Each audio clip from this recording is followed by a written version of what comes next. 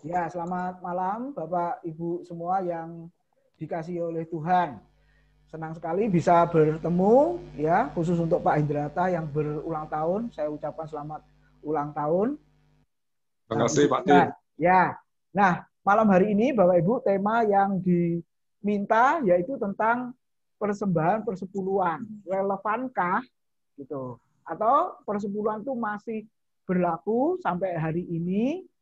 Lalu kenapa ada yang menekankan, lalu ada yang tidak menekankan, seperti itu ya.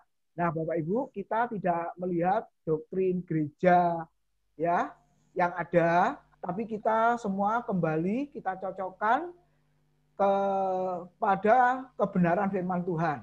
Nah, jadi Alkitab ngomong apa, nah itu yang kita pelajari dan nantinya itu yang kita ikuti, Bapak Ibu. Nah, walaupun nanti di gereja Bapak Ibu masih menerapkan, ya sudah biarin, Bapak Ibu. Kenapa? Karena Bapak Ibu kan bukan gembalanya, bukan pimpinan gereja di sana, jadi tidak bisa berbuat apa-apa. Tapi kalau ditanya, ada masukan, usulan, nah Bapak Ibu boleh menyampaikan. Nah, Bapak Ibu, temanya adalah persepuluhan relevankah. Nah, Bapak Ibu, saya kasih gambar salah satu rasul Tuhan Yesus. Kalau Bapak Ibu lihat siapa ya kira-kira ya? Itu ya. Nah, saya kasih gambar Yudas Iskariot Bapak Ibu. Yang dipegang itu adalah uang 30 keping perak yang diberikan oleh para imam ya. Akhirnya dia pergi lalu mencari kesempatan yang baik untuk menyerahkan Tuhan Yesus karena Yudas Iskariot berjanji akan menyerahkan Yesus, tapi ada imbalannya, Bapak Ibu, gitu ya. Dan kita baca di Alkitab, para imam itu menjanjikan uang 30 keping perak. Nah, Bapak Ibu berbicara tentang persepuluhan, ya, itu tema yang disenangi oleh hamba Tuhan. Setuju ya, Bapak Ibu ya? Oh, kalau Bapak Ibu bukan hamba Tuhan, mungkin no comment ya. Tapi kalau teman-teman hamba Tuhan langsung berkata, yes, amin, puji Tuhan. Semakin banyak, semakin puji Tuhan. Mungkin gitu, Bapak Ibu. Makanya di situ saya tulis tema yang disenangi hamba Tuhan, tetapi dibenci jemaat. Ayo, siapa di antara kita yang setiap minggu ngomongin persepuluhan aja khotbahnya, one topik, satu topik. Walaupun ayatnya banyak, ayatnya macam-macam, ujung-ujungnya persepuluhan lagi. Kira-kira Bapak Ibu telinganya gimana? Gatal, sakit, atau bagaimana Bapak Ibu? Ya, nah jadi memang ada terus terang khotbah yang saya dengar itu ya, walaupun ayatnya banyak, ayatnya berbagai macam, judulnya pun beda-beda, ujung-ujungnya satu topik yaitu persepuluhan. Nah, ada yang seperti itu. Makanya di sini saya tulis tema yang disenangi hamba Tuhan tetapi dibenci oleh jemaat. Setuju Bapak Ibu? Pasti setuju ya. Oke. Nah, paling tidak Bapak Ibu ada 3 pandangan. Yang pertama adalah kelompok yang menekankan persepuluhan. Kenapa kok menekankan persepuluhan? Karena terus terang aturan sinode gerejanya seperti itu. Nah, saya tidak sebutkan sinode gereja apa, paling tidak Bapak Ibu tahu ya. Jadi aturan sinode gereja seperti itu, ya gereja yang bernaung di sinode itu ya menekankan persepuluhan kepada jemaatnya. Bahkan setiap minggu pertama Bapak Ibu ya ada persembahan persepuluhan itu hukumnya wajib. Ya, wajib. Jadi kotak diletakkan di depan, lalu jemaat satu persatu atau per keluarga maju. Kenapa? Wajib tiap awal bulan diserahkan. Nah, untuk apa? Memang jawabannya adalah untuk biaya hidup dari hamba Tuhan yang bersangkutan. Dulu Bapak Ibu saya punya guru agama waktu SMA.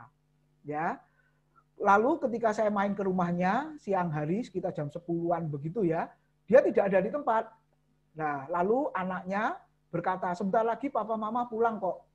Ya, gitu. Lalu ketika saya tunggu sebentar, waktu itu kan belum ada handphone Bapak Ibu. Jadi mau janjian juga waktu itu nggak bisa janjian, ya sudah langsung datang saja.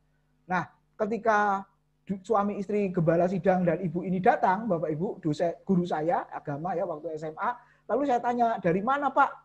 Oh, besuk. Saya kalau besuk itu setiap minggu pertama.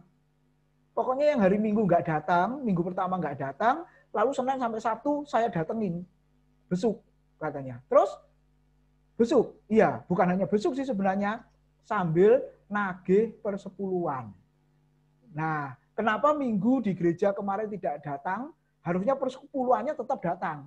Katanya gitu, saudara ya. Kalau sekarang tetap ditransfer. Betul enggak Bapak Ibu ya? Walaupun kita nggak ke gereja, persembahannya kan jalan terus toh. Transfer soalnya. Kita nggak bisa transfer masalahnya. Jadi persembahannya yang ditransfer. Nah, jadi Bapak Ibu, gereja ini memang aturan sinodenya seperti itu. Jadi ditekankan sekali yang namanya persepuluhan.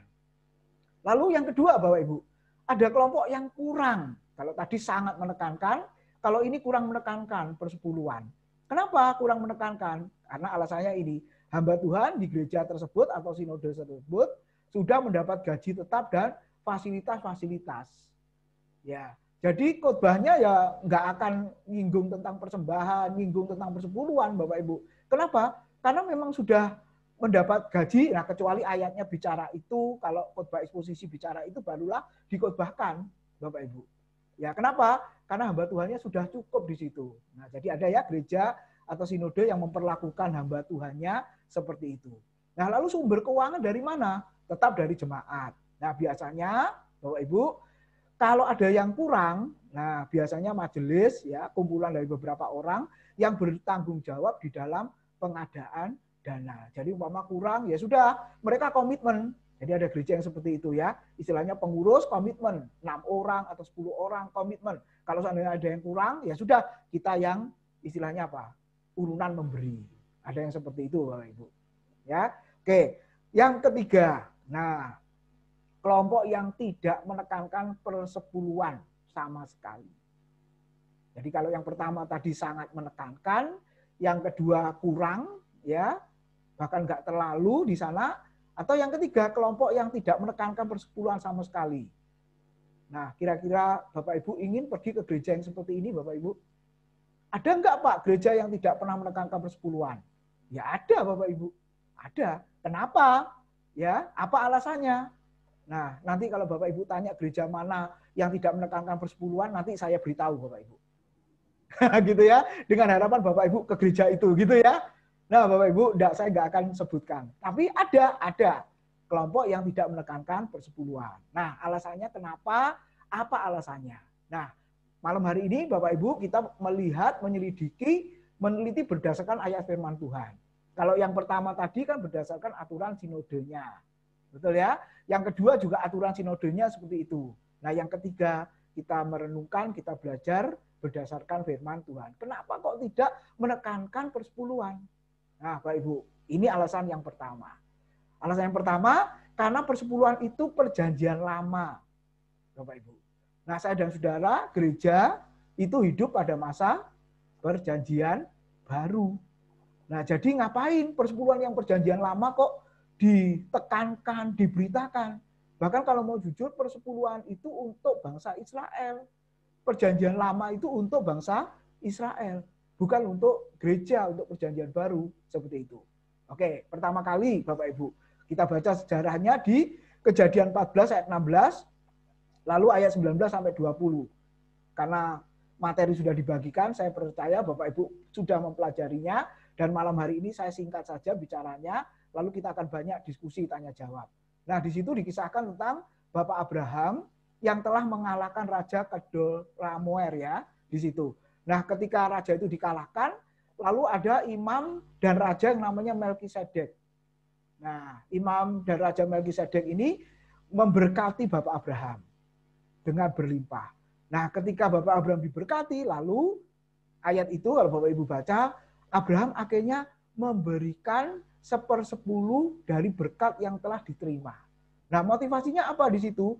Bersyukur di situ ya, bersyukur atas berkat yang diterima. Nah, kalau Bapak Ibu baca di situ, yang diserahkan apa? Yang dipersembahkan 10%, yaitu materi, harta benda ya, dan bukan uang, Bapak Ibu. Nah, jadi motivasinya memberi persepuluhan Bapak Abraham adalah mengucap syukur. Nah, tapi Bapak Ibu tidak pernah menemukan lagi Bapak Abraham memberi persepuluhan yang kedua kali, ketiga kali, dan seterusnya. Tidak ada Bapak Ibu. Ya cukup 1 kali itu. Ya, oke. Lalu kita lihat lagi yang kedua, Yakub. Ya, Yakub, Ishak Yakub, cucunya Abraham. Kalau Bapak Ibu baca Kejadian 28 ayat 22, di situ dikatakan apa? Dari segala sesuatu yang engkau berikan kepadaku, akan selalu kupersembahkan 1/10 kepadamu. Akan. Berarti sudah apa belum Bapak Ibu? Ini janjinya Yakub. gitu ya. Dan kalau Bapak Ibu baca ayat berikutnya, tidak pernah diceritakan Alkitab Yakub memberikan 1/10 Bapak Ibu. Makanya di situ saya tulis faktanya apa. Nah, memang nama Yakub ini kan artinya licik atau menipu Bapak Ibu. Jadi kalau kita lihat di situ, dia berkata akan selalu kupersembahkan 1/10 kepadamu. Masih akan Bapak Ibu. Dan kita baca di kitab Kejadian pasal berikutnya, tidak pernah diceritakan Alkitab, Yakub memberikan 1/10. Kalau nanti Bapak Ibu ketemu, boleh tunjukkan ke saya, nanti saya ralat ya, berarti saya kurang teliti bacanya. Tapi sepanjang saya perhatikan, saya pelajari, tidak ada Bapak Ibu Saudara. Oke, jadi kita lihat Bapak Ibu, itu Abraham memberikan, Yakub berjanji akan memberikan. Tapi fakta Alkitab tidak pernah dijelaskan Yakub memberikan 1/10, hanya sekedar janji di situ ya. Oke, lalu yang kedua alasannya, kenapa persepuluhan tidak ditekankan? Bapak Ibu, yang kedua, karena persepuluhan itu bagian dari hukum Taurat.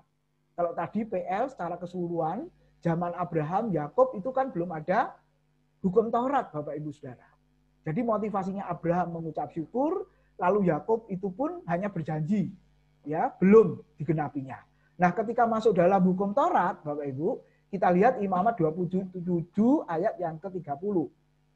Bahasa Indonesia sehari-hari mengatakan 1/10 dari seluruh hasil tanah, baik gandum maupun buah-buahan adalah untuk Tuhan. Terjemahan baru, demikian juga segala persembahan persepuluhan dari tanah, baik dari hasil benih di tanah maupun dari buah pohon-pohonan adalah milik Tuhan. Itulah persembahan kudus bagi Tuhan. Jadi Bapak Ibu, kalau di dalam hukum Taurat ya ada kehidupan bangsa Israel, maka persepuluhan itu adalah wajib. Kenapa wajib? Karena persepuluhan adalah milik Tuhan. Nah, itu dalam hukum Taurat. Lalu yang kedua, Bapak Ibu, di bagian hukum Taurat, Ulangan 26 ayat 12. Persepuluhan itu dibagi 4. Yang membagi siapa? Ya orang Israel, umat Tuhan, Bapak Ibu. Ya, dibagi 4, dibagikan kepada siapa di situ? Yang pertama diberikan kepada orang Lewi, ya, para imam yang melayani di kemah suci. Yang kedua orang asing. Orang asing ini orang bukan Israel, Bapak Ibu. Ya, ada yang bergabung di barisan tentara orang Israel. Makanya diperlakukan disebut orang asing. Nah, itu juga mendapat bagian dari persepuluhan. Nah, yang ketiga, anak yatim. Kata Ulangan 26 ayat yang ke-12. Lalu, bagian yang keempat adalah para janda. Nah, jadi katakanlah saya dan saudara punya persepuluhan 1 juta. Contoh, kalau saya dan saudara hidup pada masa hukum Taurat ya, kita seperti orang Israel pada zaman itu. Maka 1 juta itu boleh kita bagi 4. Ya, 1 masukkan gereja, untuk para imam pelayan Tuhan. Yang kedua orang asing, maksudnya di sini adalah orang yang tidak seiman dengan kita, Bapak Ibu, dan dia butuh pertolongan, kita bisa menolong dia. Lalu ada anak yatim, para janda. Nah, ini di dalam firman Tuhan di 1 Timotius itu, para janda pasal 5 ya, 1 Timotius pasal 5, yang benar-benar janda. Artinya yang umurnya 60 tahun ke atas, yang tidak punya keluarga, nah itu ditolong Bapak Ibu. Nah, tujuannya apa? Jelas, supaya mendapat makanan. Ini kan kebutuhan pokok makanan itu. Kalau tidak bisa makan, waduh, Bapak Ibu, kita berdosa. Kalau ada orang lain yang nggak bisa makan, kita merasa berdosa. Hamba Tuhan tidak bisa makan, berdosa. Orang asing nggak bisa makan, umat Tuhan berdosa. Ada anak yatim, para janda yang tidak bisa makan, umat Tuhan saat itu berdosa. Makanya Tuhan memberi perintah di dalam hukum Taurat, bagilah menjadi 4 kelompok ini. Berikan kepada 4 kelompok ini. Tujuannya apa? Supaya dapat makan. Kalau kita bandingkan Maleakhi 3 ayat 10, Bapak Ibu. Nah, ini ayat yang apa istilahnya familiar ya, di kotak persembahan setiap gereja pasti ada ini Bapak Ibu ya. Maleakhi 3 ayat 10. Nah, bunyinya apa?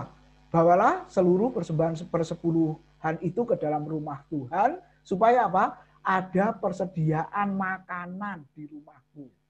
Jadi, kalau dalam bagian ini hukum Taurat, Bapak Ibu, persepuluhan itu bukan untuk berfoya-foya, bukan untuk apa? Bangun gedung, bangun rumah, beli mobil mewah dan lain sebagainya, tapi persepuluhan itu untuk makan, Bapak Ibu. Nah, ini yang seringkali lupa ini. Ya. Oke. Lalu kita lihat yang ketiga, Bapak Ibu. Kenapa gereja tidak menekankan persepuluhan? Kita lihat alasannya yang ketiga, karena persepuluhan dan hukum-hukum perjanjian lama yang lain itu sudah dibatalkan melalui kematian Kristus. Coba Efesus 2 ayat 15, di situ dikatakan apa? Sebab dengan matinya sebagai manusia, ia yaitu telah membatalkan hukum Taurat dengan segala perintah dan ketentuannya untuk menciptakan keduanya menjadi satu manusia baru di dalam dirinya dan dengan itu mengadakan damai sejahtera. Kalau Ibu lihat di dalam perjanjian baru, Kristus telah membatalkan hukum Taurat yang di dalamnya termasuk apa? Persepuluhan, Bapak Ibu Saudara. Kapan dibatalkan? Waktu dia mati di atas kayu salib.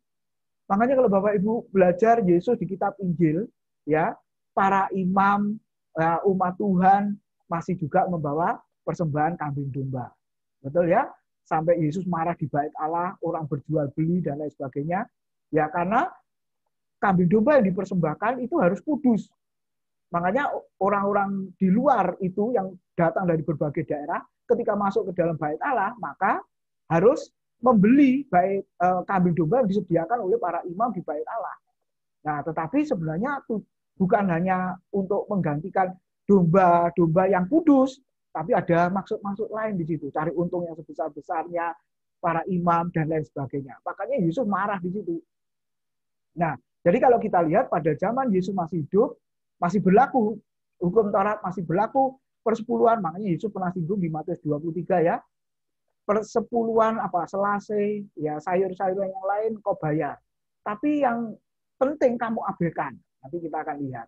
Jadi Bapak Ibu, kenapa persepuluhan itu tidak ditekankan, ya, bahkan tidak perlu diajarkan lagi. Kenapa?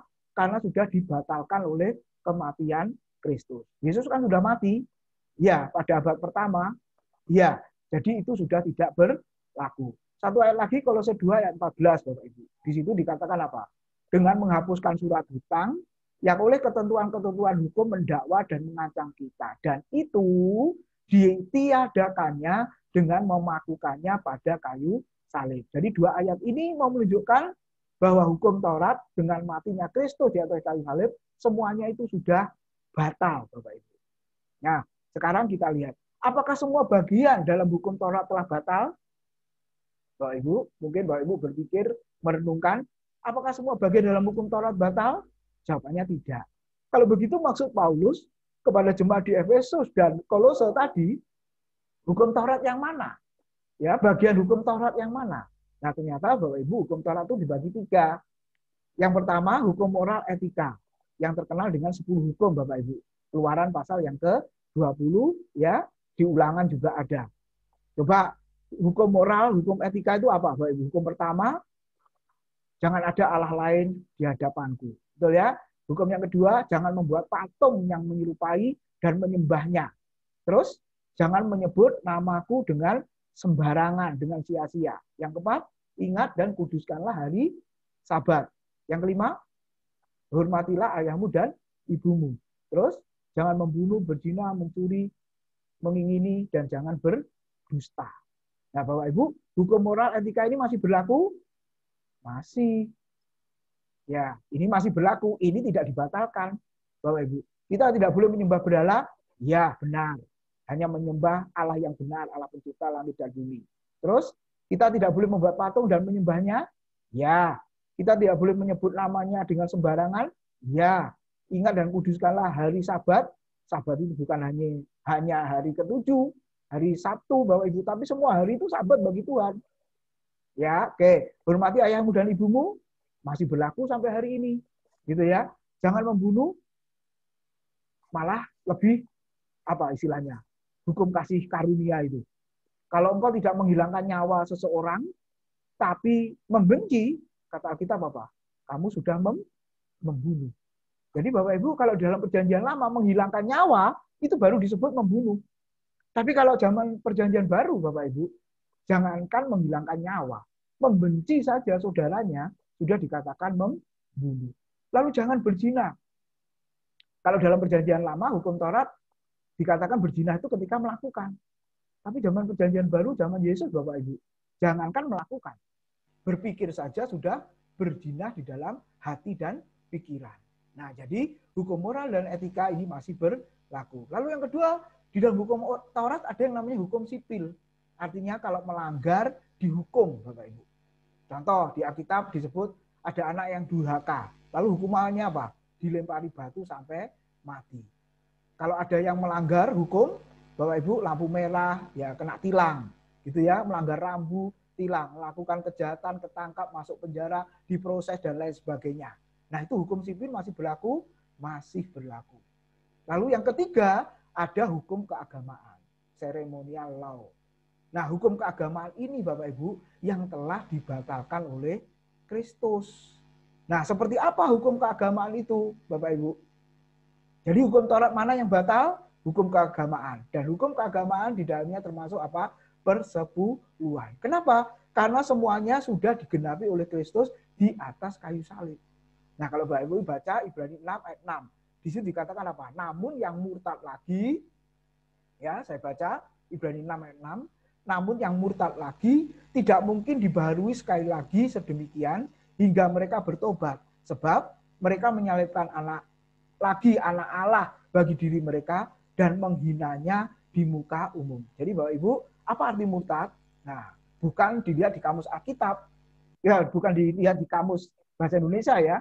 Kalau di dalam kamus bahasa Indonesia, murtad itu artinya adalah meninggalkan kepercayaan yang lama, iman yang lama, lalu masuk ke dalam iman atau kepercayaan yang baru. Nah, itu murtad menurut kamus bahasa Indonesia. Tapi kalau di Alkitab, kata murtad di sini parapito, terjemahan Yunaninya, artinya para dan pitos. Ya. Para itu di samping, pitos itu iman. Jadi artinya secara hurufiah jatuh ke samping.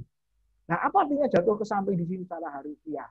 Ternyata harus kita lihat arti konteksnya. Konteksnya apa? Orang Kristen Ibrani, Bapak Ibu, itu cenderung condong lagi kepada perjanjian lama. Makanya kalau Bapak Ibu baca surat Ibrani mulai dari pasal awal ya, kan di situ dibahas, disinggung tentang hukum Taurat, disinggung tentang darah, kambing, domba, betul? Imam-imam, betul enggak Bapak Ibu ya? Tabernakel, kemah suci, dan ada satu kata istimewa, yaitu apa? Kata lebih. Darah perjanjian baru melebihi darah perjanjian lama. Darah Yesus melebihi dari darah kambing domba. Keimamatan Yesus melebihi dari keimamatan Harun. Karena keimamatan Yesus berdasarkan keimamatan Melkisedek. Nah, gitu ya Pak Ibu ya. Lalu apalagi di situ? Ya, kemah yang dibangun oleh manusia yaitu kemah suci ya. Kalau dibandingkan kemah yang dibangun oleh Tuhan, ya, ini melebihi dari kemah yang dibangun oleh manusia. Jadi Bapak Ibu, orang Kristen Ibrani itu cenderung condong kembali ke dalam perjanjian lama. Nah, makanya itu disebut murtad kalau engkau kembali ke dalam perjanjian lama, Bapak Ibu. Makanya penulis surat Ibrani menulis surat ini memberi peringatan keras. Jangan kamu kembali ke PL, terutama hukum-hukum keagamaan yang sudah digenapi oleh Kristus, yang sudah dibatalkan melalui kematian Kristus di atas kayu salib. Sebab kalau engkau kembali ke sana, berarti engkau namanya murtad. Dan orang yang seperti ini, seolah-olah korban Yesus tidak cukup, Bapak Ibu. Yesus harus mati yang kedua kali, ketiga kali, dan seterusnya. Bahkan apa dikatakan? Menghina pengorbanannya di muka umum. Nah, jadi apakah sudah kembali ke PL? Belum. Tapi hatinya orang Kristen Ibrani cenderung ke PL. Makanya penulis surat ini memberi peringatan keras. Jangan sampai kembali. Sebab kalau engkau kembali, itu namanya murtad. Sama seperti menyalibkan Kristus yang kedua kali, sebab pengorbanannya tidak cukup. Ya, kurang sempurna. Dan menghina pengorbanannya di muka umum. Jadi Bapak Ibu, gereja-gereja sekarang ini tidak melihat kitab Ibrani dengan detail, dengan baik Bapak Ibu. Ya, pelayanan yang sudah dikerjakan oleh Kristus dalam perjanjian baru harusnya ikut aturan perjanjian baru, yaitu hukum kasih karunia. Tapi kalau masih kembali ke PL, itu sebenarnya namanya murtad. Nah, Bapak Ibu, persepuluhan itu kan salah satu bagian dari PL. Ya, oke. Sebelum itu saya lanjutkan dulu. Nah, implikasinya begini, Bapak Ibu. Setelah itu tanya jawab ya. Kalau gereja masa kini mempraktekkan persembahan persepuluhan, berarti Bapak Ibu, konsekuensinya harus juga melakukan hukum yang lain. Apa itu Bapak Ibu? Dia harus taat sabat hari ke-7. Itu bukan 2 jam loh Bapak Ibu ya. Kan seringkali orang Kristen dulu sebelum masa pandemi kan seneng kebaktian pagi tuh Bapak Ibu ya. Betul? Kenapa? Enak kebaktian pagi, habis itu kan jalan-jalan ke mall, makan-makan. Betul enggak, Bapak Ibu? Kalau malam itu udah capek, ngantuk. Nanti daripada pindah tidur di gereja, lebih baik kebaktian pagi. Makanya lihat, ibadah, gereja yang ibadahnya pagi pasti lebih banyak dibanding yang sore. Benar enggak, Bapak Ibu? Kenapa? Karena setelah itu bisa jalan-jalan. Nah, kalau mau jujur, Bapak Ibu, persepuluhan dipraktekkan, maka sepanjang hari itu harus ke gereja. Enggak ada mikir ke mall, enggak ada. Sanggup, Bapak Ibu? Enggak. Betul ya? Lalu makanan haram halal juga harus dipraktekkan. Ayo, B2, haram apa halal? Kalau menurut hukum Taurat, haram. Saudara tidak boleh makan. Padahal enak toh Bapak Ibu. Ya urusan selera lain Bapak Ibu ya. Tapi kalau menurut hukum, nggak boleh. Belut, nggak boleh. Lele, nggak boleh. Kepiting, udang, nggak boleh semua. Ayo, kok kita nggak fair? Yang satu persepuluhan jalan terus, tapi yang ini kok dilanggar juga. Harusnya ini juga dilakukan. Lalu saudara ke gereja harus bawa binatang. Ayo, yang gerejanya ber-AC, sejuk, segar, lalu bawa kambing gimana? Waktu perayaan Idul Adha kemarin kita di jalan aja lewat tutup hidung, benar enggak Pak? Ya, jangan tutup mata, nanti nabrak, tutup hidung kan. Kok bau sekali. Itu pun jaraknya jauh loh Bapak Ibu. Coba kita bayangkan kalau ke rumah Tuhan ya, di daerah Tambak Sari ya, persekutuannya Good News Ministry. Ayo, kalau bawa satu ekor yang lalu ya, satu lagi bawa, yang satu lagi bawa, wah kira-kira bisa diusir Bapak Ibu ya. Ini mengganggu semua ini baunya. Harus pakai darah, harus ada imam-imam, bangun kemah suci dan lain sebagainya. Nah Bapak Ibu kita lihat.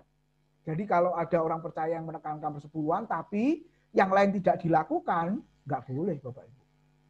Berarti tidak konsekuen. Kalau mau kembali ke PL ya sudah sekalian ke PL sana. Dan kalau kembali ke PL, maaf ya, korban Yesus jadi sia-sia. Dan orang yang seperti itu menurut Ibrani pasal 6 ayat 6 disebut murtad. Tidak ada pengampunan lagi. Ya, oke. Makanya itu jangan dikhotbahkan Bapak Ibu. Itu penting sekali. Nah, jadi faktanya apa? Tidak. Betul ya? Yang satu dilakukan, yang lain diabaikan. Nah, Tuhan Yesus pernah berkata, Matius 23:23, berbunyi demikian. Celakalah kamu, bukan kami. Celakalah kamu, hei ahli-ahli Taurat dan orang-orang Farisi, hei kamu orang-orang munafik. Perhatikan Bapak Ibu. Sebab persepuluhan dari selase, adas manis, dan jintan kamu bayar, tetapi yang terpenting dalam hukum Taurat kamu abaikan, yaitu keadilan dan belas kasihan dan kesetiaan. Perhatikan, yang satu harus dilakukan, dan yang lain jangan diabaikan. Jadi kalau yang satu dilakukan, yang lain juga harus dilakukan. Tapi kenyataannya gereja sekarang kan tidak konsekuen toh. Yang satu dilakukan persepuluhan, yang lain diabaikan. Nggak boleh Bapak Ibu. Ya, oke. Yang kedua, lebih baik diganti dengan persembahan bulanan atau mingguan Bapak Ibu. Ya, kenapa?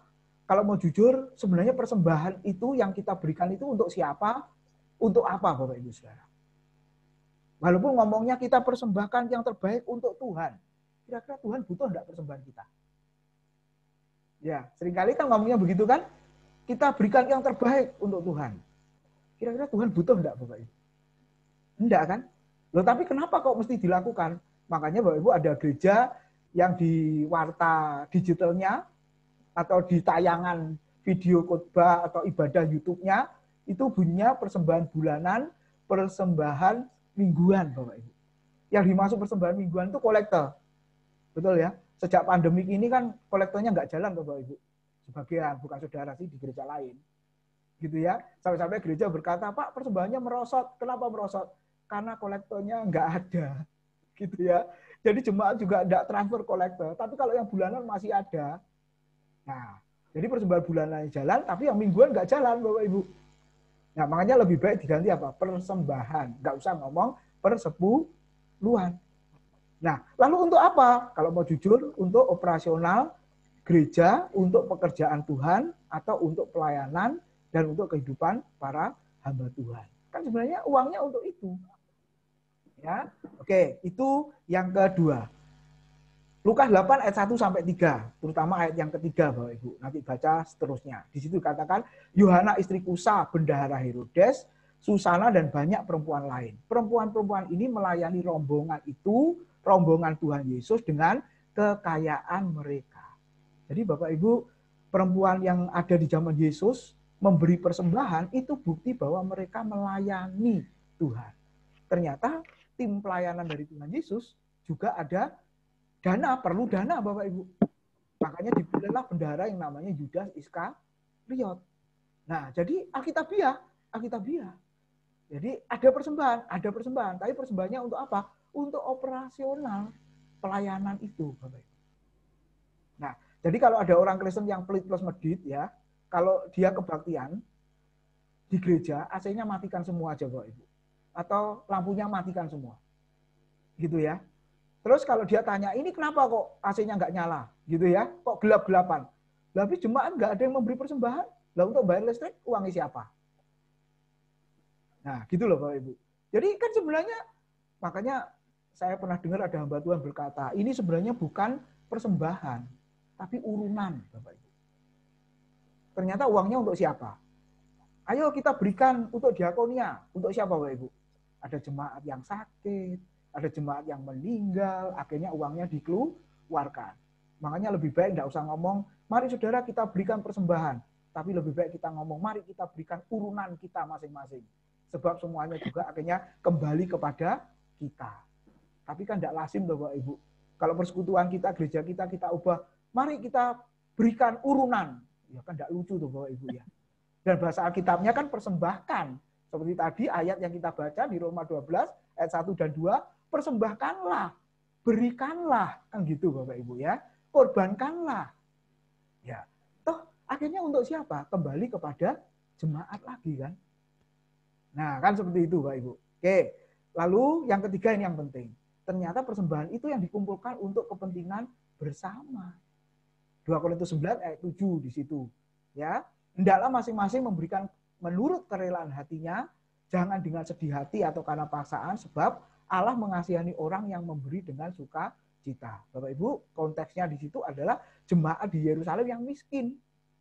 Lalu gereja Makedonia mensupport dana. Bapak Ibu. Nah, untuk itu, jadi gereja yang kelebihan, nanti baca ya, mulai 2 Korintus 8, 2 Korintus 9, Bapak Ibu baca, yang kelebihan menolong yang kekurangan supaya apa? Ada keseimbangan. Jadi bukan untuk kepentingan diri sendiri, membesarkan apa istilahnya, tempatnya, kerajaannya, Bapak Ibu, bukan. Untuk kepentingan bersama. Ya. Oke, jadi nah, ini yang kita renungkan. Apakah persepuluhan itu masih relevan pada masa kini? Jawabannya apa, Bapak Ibu? Tidak. Tanya panjang ya, Bapak Ibu ya. Tidaknya panjang. Terus kita ganti dengan apa? Ya, persembahan tetap ada, tapi untuk operasional pelayanan pekerjaan Tuhan dan kehidupan para hamba Tuhan. Ya, seperti itu. Oke, ayat terakhir 1 Korintus 9, 13, 14. Tidak tahukah kamu bahwa mereka yang melayani dalam tempat kudus mendapat penghidupannya dari tempat kudus itu, dan bahwa mereka yang melayani mezbah mendapat bahagian mereka dari mezbah itu? Nah, ini mengacu kepada perjanjian lama ya. Para imam melayani mezbah, para imam melayani apa di situ? Di dalam tempat kudus, Bapak Ibu Saudara, mendapat bagian dari pelayanannya. Betul ya? Daging persembahan kan dipilih-pilih di situ. Yang ini untuk imam besar, yang ini untuk para imam. Nah, Paulus mengatakan apa? Demikian pula Tuhan telah menetapkan bahwa mereka yang memberitakan Injil harus hidup dari pemberitaan Injil itu. Yaitu logikanya, teologisnya seperti itu, Bapak Ibu Saudara. Nah, jadi memang dari sana, ya, memang dari sana. Nah, akhirnya diatur dan lain sebagainya. Galatia 6 ayat 6 terakhir. Dan baiklah dia yang menerima pengajaran dalam firman, siapa? Jemaat. Betul ya? Membagi segala sesuatu yang ada padanya dengan orang yang memberikan pengajaran itu atau hamba Tuhan itu. Nah, itu hukumnya seperti itu, Bapak Ibu. Nah, setelah itu sudah tidak bahas persepuluhan lagi. Kalau Bapak Ibu baca kitab Paulus, mana ada bahas persepuluhan? Enggak ada. Sebelum itu di Kisah Rasul, setelah Yesus naik ke surga, sudah enggak ada lagi, Bapak Ibu. Nah, kenapa? Karena sekali lagi sudah dibatalkan oleh Kristus melalui kematiannya. Tapi kenapa juga ya, gereja hari ini kok masih ada kelompok yang menekankan itu tadi, Bapak Ibu. Ya, itu urusannya dia dengan sinodenya, Bapak Ibu. Tapi yang jelas Alkitab mengajarkan kepada kita sudah tidak relevan lagi. Yang ada adalah persembahan. Dan persepuluhan itu kan minimum, Bapak Ibu. Ternyata orang sekarang kan memberinya lebih kan dari 1/10 itu. Bahkan tadi ayat dibaca apa? Yang diberi bukan hanya materi yang dimiliki. Yang diberi apa? Hidupnya, tubuhnya, totalitas keseluruhan. Kalau seandainya hanya materi, enak aja. Aku nggak ke gereja ya, maaf. Tapi jangan khawatir, persembahan tak transfer. Kapan? Datang ke gerejanya, sibuk. Kan enggak apa-apa. Pokoknya persembahan jalan terus. Saya khawatir Bapak Ibu, yang masuk surga itu persembahannya dia nggak pernah masuk surga Bapak Ibu. Tapi kalau sekarang, gereja nggak terlalu toh. Bapak Ibu, saya punya teman yang baru merintis ya, pakai hotel. Bapak Ibu, puji Tuhan Pak, wis nggak usah sewa hotel sekarang. Loh, kenapa? Iya, sekarang pelayanannya online. Ibadah online, bahkan perkunjungan jemaat online. Loh, luar biasa tuh Bapak Ibu. Ayo kita video call. Satu keluarga berapa orang di situ, nanti saya doakan satu-satu. Jadi tidak perlu datang ke rumah. Ngajar online. Bapak Ibu Saudara, semuanya seperti ini. Makanya saya melihat gedung gereja yang besar-besar yang megah-megah itu ya, sampai hari ini kan belum kebaktian Bapak Ibu ya. Coba kira-kira jadi museum apa enggak ya kalau lama-lama kayak begini terus ini. Ya, oke. Jadi Bapak Ibu bisa lihat prinsip-prinsip kebenarannya seperti ini. Oke, Tuhan memberkati. Silakan Bapak Ibu yang mau mendiskusikan, ya, bertanya dan lain sebagainya. Ya, saya silakan Pak Hermanto sebagai moderatornya. Ya, terima kasih Pak Tim penjelasannya. Ya, oke teman-teman. Oh ini Peter ya, keluar gampang. Shalom, ini Peter anak saya Pak Tim. Oh ya, selamat. Halo. Tadi belum sempat nyapa semua. Oke, ya. Ya, silakan. Puji Tuhan. Ya, ayo teman-teman yang mau tanya boleh silakan tentang persepuluhan ini. Supaya lebih jelas ya. Jadi saudara bisa juga yakin kalau waktu memberi persembahan itu tidak was-was gitu ya. Ya, apalagi sampai diancam-ancam. Ya, kalau tidak memberi nanti datang belalang pelahap. Waduh, Bapak Ibu, itu gak karu-karuan itu Bapak. Ngawurnya maksudnya ya. Tidak ada tuh di Alkitab ngomong kayak begitu. Itu untuk nakut-nakuti jemaat supaya jemaat setor Bapak Ibu. Itu loh maksudnya ya. Yuk, silakan. Itu kan memang sering terjadi Pak Tim. Jadi kadang kita ini memberikan persembahan ini bukan karena tapi ingin karena kalau kita mempersembahkan akan dikembalikan 30 kali, 60 kali atau 100 kali ganda kan begitu. Kayaknya kan investasi itu, Pak. Ada yang berpikir seperti itu atau karena takut kutuk. Betul. Nanti tertutup tingkap-tingkap langit tertutup, ada berkat kan sering kali begitu. Ya. Itu bagaimana tuh? Ya, oke. Nah, Bapak Ibu, memang kita mendengar Tuhan kembalikan 30, 60, 100, bahkan saya pernah mendengar doa setelah persembahan atau sebelum persembahan, doanya hamba Tuhan ini begini.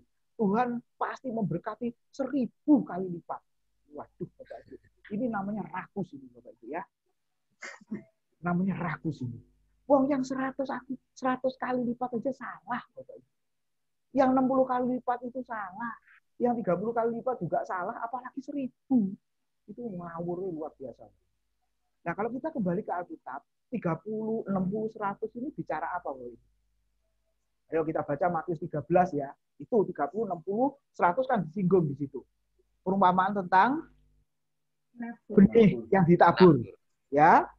Oke, yang ikut Senin dengar perumpamaan yang lalu berarti sudah tahu jawabannya kan? Ya, coba Matius pasal 13 ayat yang ke-23. Ya, Matius 13 ayat 23, di sini dikatakan apa? Yang ditaburkan di tanah yang baik ialah orang yang mendengar firman itu dan mengerti. Dan karena itu ia berbuah, ada yang 100 kali lipat, ada yang 60 kali lipat, ada yang 30 kali lipat. Pertanyaannya, apa ada hubungannya dengan doa setelah memberi persembahan? Berbuahnya berbuah apa? Ya, gimana Bu? Yang dimaksud karena itu ia berbuah. Ini berbuah apa maksudnya? Nah, Jadi kalau Bapak Ibu lihat mulai ayat 1, ini kan tentang benih yang ditabur. Ya, ada yang jatuh di pinggir jalan, di tanah yang berbatu-batu, di semak duri, dan di tanah yang baik. Betul ya? Nah, benih yang ditabur di tanah yang baik adalah ada artinya. Jadi perumpamaan ini kita nggak perlu cari arti, karena Alkitab Yesus sudah memberi artinya. Artinya apa? Benih yang ditabur adalah firman Tuhan. Ya. Lalu tanah adalah hati manusia.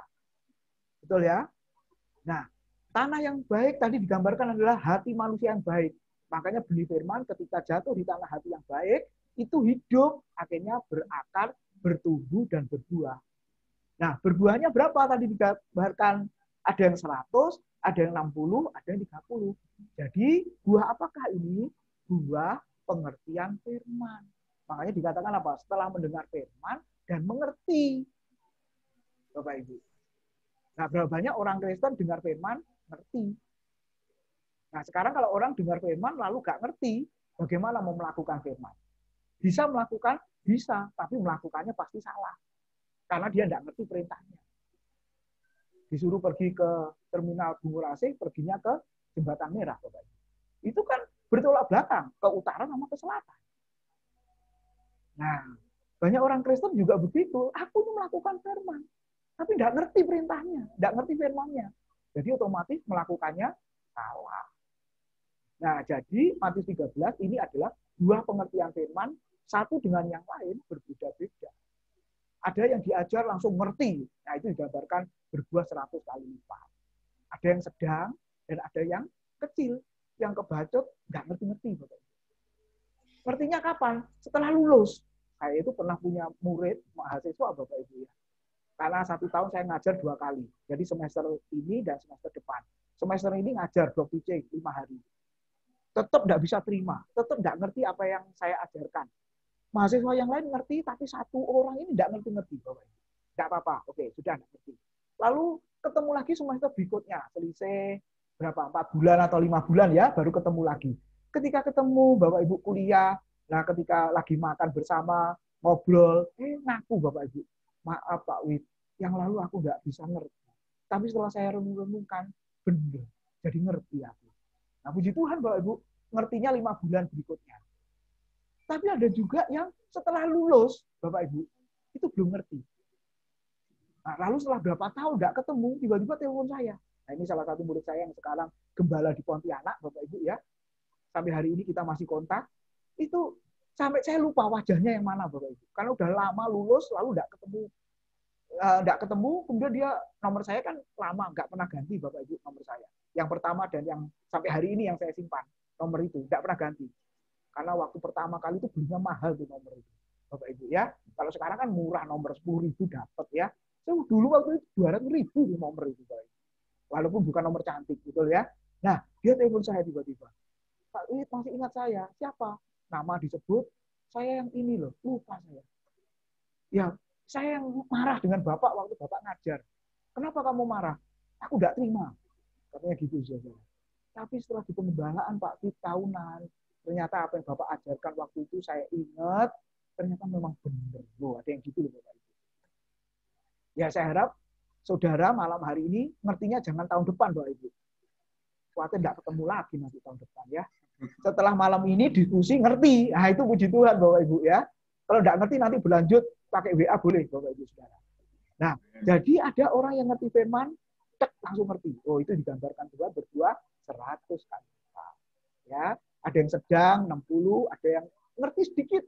Nah, itu digambarkan 30 kali lipat. Saya percaya ketika firman diberitakan, Roh Kudus bekerja, pasti jemaat diberi pengertian walaupun sedikit. Amin. Nah, itu ya, Bu. Jadi itu tidak ada hubungannya dengan doa memberi persembahan sebelum apa sesudah. Jadi malam hari ini yang berdoa seperti itu, bertobatlah sebab kerajaan surga sudah dekat. Ya, gitu ya. Oh, Ibu. Ayo, yang lain, ayo.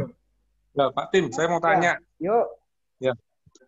Gini, Pak Tim, kalau saya itu masih bingung sama masalah, ya karena ini tadi ada penyinggung hukum Taurat ya. Ya. Saya masih bingung hukum Taurat kan di situ dia mau dibatalkan.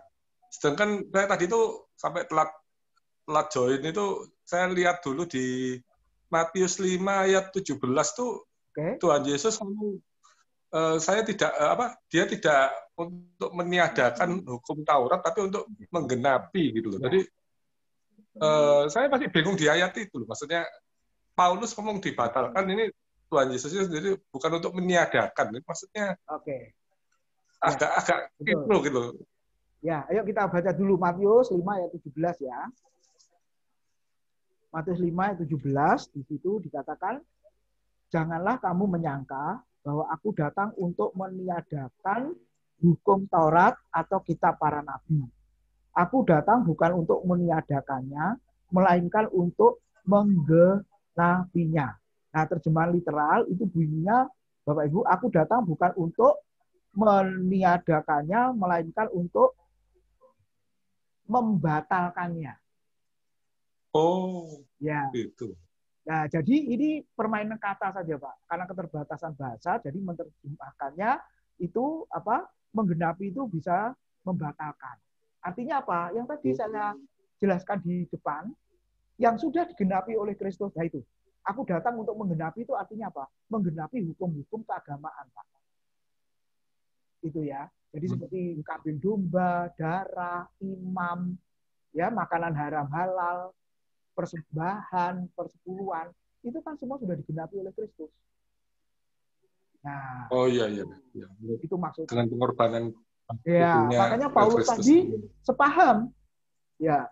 Nah, ini uniknya Alkitab, Bapak Ibu, karena Roh Kudus yang menyatukan, ya, penulis berbeda, tapi itu satu. Idenya itu satu, sama. Tidak mungkin bertolak belakang. Kontradiksi nggak mungkin. Kalau kontradiksi berarti pikiran kita yang kontradiksi, bukan ayatnya. Nah, kata-kata tadi membingungkan. Satu tulisnya menggenapi, tapi membatalkan. Lihat, ya, terjemahan yang lain, Bapak Ibu. Makanya perlunya kita belajar itu. Sebab kalau tidak bingung kita. Dan ingat, tidak semua hukum Taurat ya, kan hukum Taurat ada 3 bagian tadi. Jadi yang dibatalkan yang mana, Bapak Ibu? Yang ditiadakan, yang dibatalkan tadi, yang sudah digenapi oleh Kristus. Yang hukum keagamaan tadi. Tapi yang hukum moral, etika, dan hukum sipil tetap berlaku sampai hari ini. Pak Tim, kalau Tuhan Yesus itu menggenapi hukum Taurat, lah, kapan Pak Tuhan Yesus ini memberikan persepuluhan itu, Pak Tim? Kapan Tuhan Yesus memberikan persepuluhan? Wah, pertanyaan bagus. Menggenapi persepuluhan ini. Ya. Bapak Ibu pernah menemukan enggak di Alkitab Tuhan Yesus memberikan persepuluhan? Enggak ada ya. Ya, yang geleng-geleng kepala berarti sudah baca. Enggak ada. Gitu. Enggak ada memang. Bapak Ibu. Ya. Jadi ketika Yesus, apa istilahnya? Yesus datang, Bapak Ibu ya, ke dalam dunia melayani, memang ada yang sudah ditiadakan di situ, seolah-olah digenapi dalam dirinya. Contoh apa? Mencuci tangan sebelum makan. Tradisi-tradisi itu loh. Ya, itu kan ditiadakan. Lalu Sabat. Tidak boleh melakukan pekerjaan, tapi justru Yesus apa lagi? Menyembuhkan orang sakit. Beberapa kali ya. Nah, jadi walaupun di ayat tidak ada dijelaskan Yesus memberikan persepuluhan, jadi intinya apa? Ketika dia hadir, sebenarnya sudah dirombak. Gitu. Apalagi matinya di atas kayu salib itu puncak dari perubahan, perombakan hukum Taurat itu. Kalau kita lihat seperti itu. Jadi pelan-pelan itu mulai dirombak. Ya. Apalagi motivasi orang Yahudi, imam-imam, ahli Taurat, motivasinya melakukan semuanya itu apa? Kan bukan karena kasih. Tapi karena menekan orang, ya istilahnya apa? Balok sendiri di matamu yang besar nggak kelihatan, tapi orang lain kamu bisa melihat. Nah, kan mencari kesalahan orang lain dan lain sebagainya. Nah, jadi ketika dia datang ke dalam dunia, itu ada sebagian yang sudah digenapi bahasa Alkitab atau dibatalkan itu tadi. Ya, ditiadakan itu tadi. Seperti itu. Ya. Tapi ada satu ayat ya Pak Tim ya. Ya. Ada satu ayat di Matius 22 ayat 21 itu Tuhan Yesus katakan, berikanlah kepada kaisar apa yang wajib kamu berikan. Ya. Pada kaisar, kepada Allah apa yang wajib kamu berikan kepada Allah. Bukan ayat ini juga ditekankan Tuhan kepada waktu itu orang Farisi ya untuk apa namanya memberikan sesuatu kepada Allah begitu. Tentang berbicara tentang ini ya, tentang apa persembahan ya Pak. Ya, betul. Ya, jadi memang itu persembahan yang dimaksud persembahan kepada Allah adalah persembahan untuk apa, Bapak Ibu? Bait Allah loh, perawatan, kehidupan yang melayani di bait Allah. Kan ada imam, kepala rumah ibadat, ya kan gitu Bapak Ibu. Itu yang menyokong keuangan siapa? Betul. Jadi istilahnya memang memberikan kepada Tuhan. Jadi doa kita atau WL biasa memberi pengumuman ya, mari Bapak Ibu kita memberikan persembahan kepada Tuhan, itu tidak salah Bapak Ibu. Betul. Tapi penggunaannya untuk Tuhan. Enggak. Betul enggak? Kalau mau jujur di bagian tawarik, emas perak aku punya kok, Tuhan berkata. Bahkan segala sesuatu yang ada di dunia ini dia punya kok. Dia nggak butuh apa-apa kok. Betul enggak, Bapak Ibu? Tapi pekerjaan Tuhan itu butuh. Ya kan? Pelayanan itu butuh. Bapak Ibu saudara. Malah gereja sekarang ini ada yang enggak pakai persembahan loh Bapak Ibu. Yang gereja baru ya maksud saya.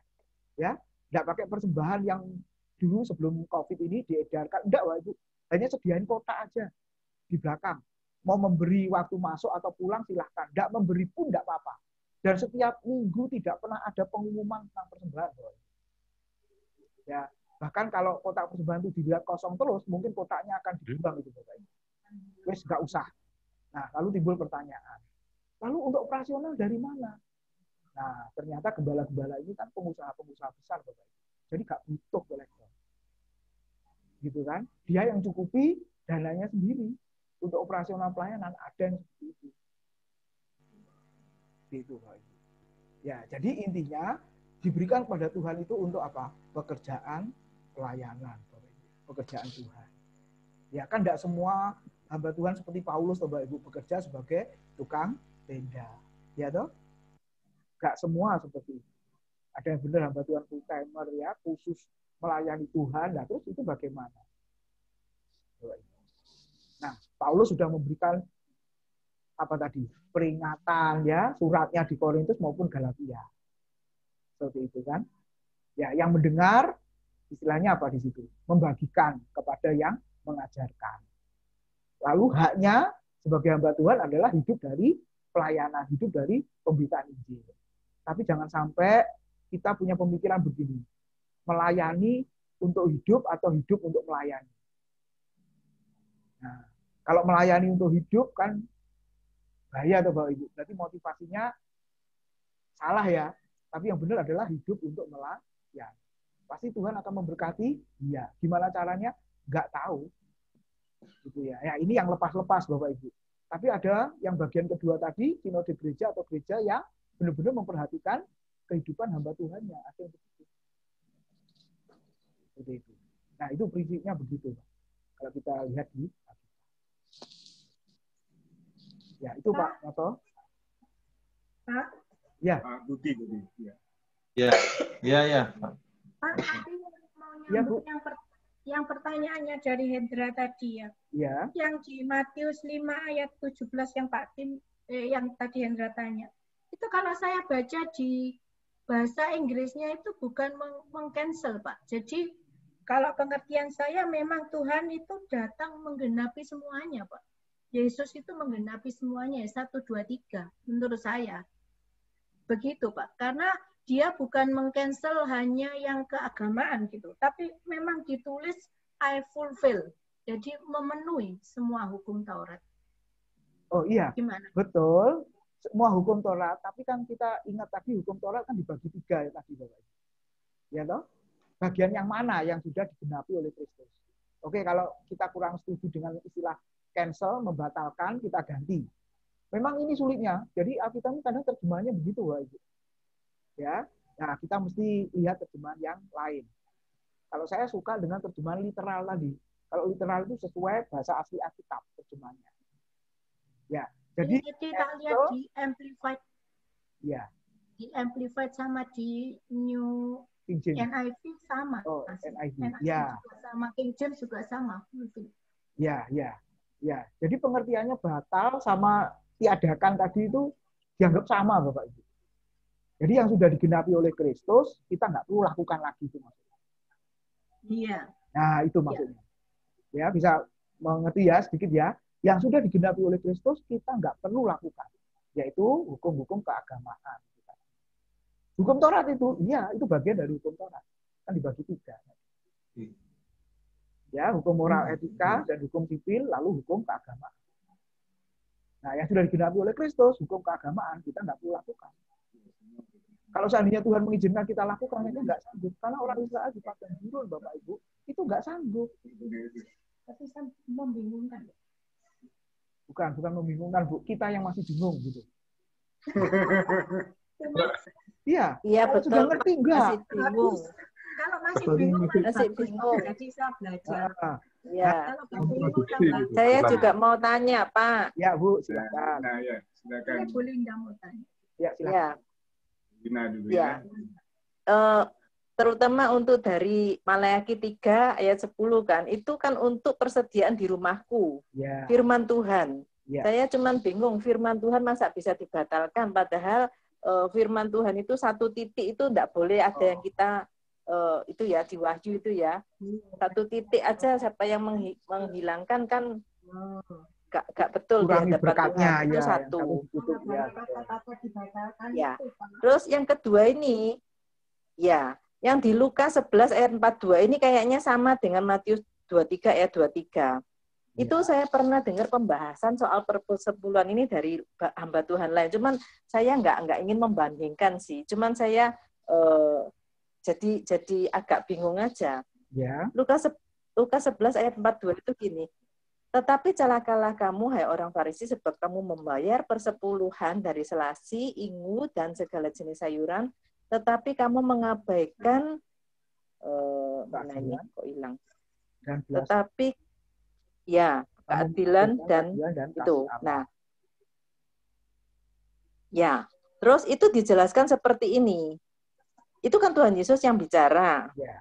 Intinya itu orang-orang Farisi itu membayar persepuluhan kan dari bahan-bahan itu ya, apa sayuran itu gitu. Terus mungkin membayar persembahan lain-lain itu seperti persembahan kasih, persembahan khusus, persembahan apa. Lalu yang tentang ini, yang tentang berikutnya ini, ya. Itu disebutkan makanya dia tidak melakukan itu. Yang tidak melakukan ini gini, kamu mengabaikan keadilan dan kasih Allah. Di rumahnya dia itu, di rumahnya orang Farisi itu, ada orang tuanya yang sedang sakit.